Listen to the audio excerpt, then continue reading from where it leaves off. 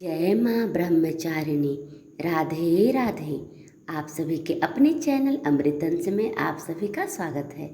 आज मैं आप सभी को नवरात्रि के दूसरे दिन पे माँ ब्रह्मचारिणी की पौराणिक कथा सुनाने जा रही हूँ। कृपया इस कथा को पूर्ण अवश्य सुनिए। नवरात्रि के प्रत्येक दिन माँ अम्बे के एक अलग स्वरूप की उपासना की जाती है। 20 मार्च को नवरात्रि का दूसरा दिन है। ऐसे में इस दिन माँ ब्रह्मचारिणी की पूजा की जाएगी। माँ का यह स्वरूप भक्तों को शुभ और अनंत फल देने वाला है। माँ श्वेत वस्त्र में शोभित है और उनके दाहिने हाथ में जपमाला तो वहीं बाएं हाथ में कमंडल है। चैत्र नवरात्रि के दौरान माँ दुर्गा के 9 स्वरूपों की विधिवत पूजा की जा रही है।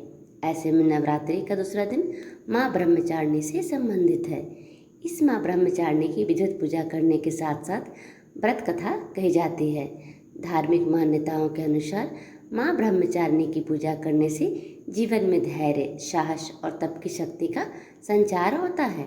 इसके साथ ही आलस्य, क्रोध, स्वार्थ और ईर्ष्या जैसी नकारात्मक भावनाएं दूर होती हैं।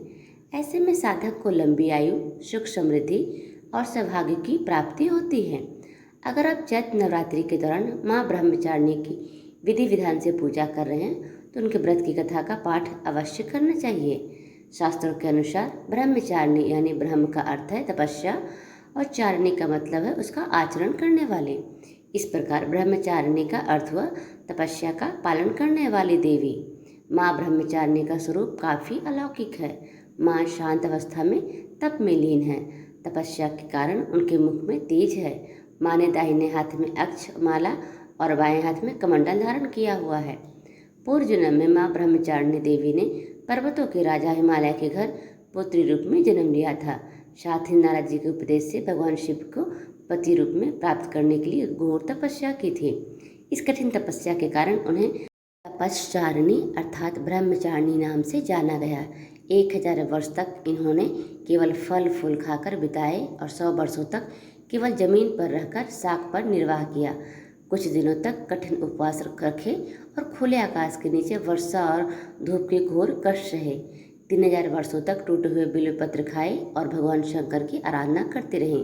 इसके बाद तो उन्होंने सूखे बिल्वपत्र खाना भी छोड़ दिए। कई हजार वर्षों तक निर्जल और निराहार रहकर तपस्या करते रहे। पत्तों को खाना छोड़ देने के कारण ही इनका नाम अपर्णा नाम पड़ गया। कठिन तपस्या के कारण देवी का शरीर एकदम छिन्न हो गया। देवता, ऋषि, सिद्धगण, मुनि सभी ने ब्रह्मचारिणी की तपस्या को अभूतपूर्व पुण्यकृत बताया, सराहना की और कहा, हे देवी, आज तक किसी ने इस तरह की कठोर तपस्या नहीं की। यह आपसे ही संभव थी। आपकी मनोकामना परिपूर्ण होगी और भगवान चंद्रमौली शिव जी तुम्हें पति रूप में प्राप्त होंगे। अब तपस्या छोड़कर घर लौट जाओ। जल्द ही आपको पिता आपको लेने आ रहे हैं। माँ की कथा का सार यह है कि जीवन कठिन संघर्षों में भी मन विचलित नहीं होना चाहिए। माँ ब्रह्मचारिणी देवी की कृपा से सर्व सिद्धि प्राप्त होती है। आप सभी का बहुत बहुत धन्यवाद।